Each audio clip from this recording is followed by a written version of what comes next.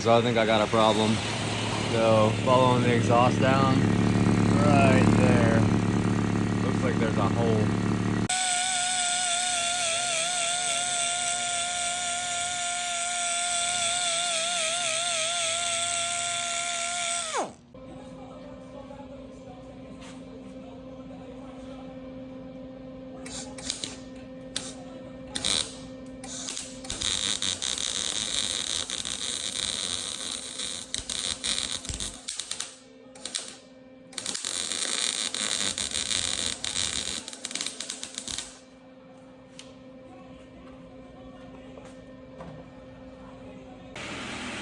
Well, I know it's ugly, but it's fixed.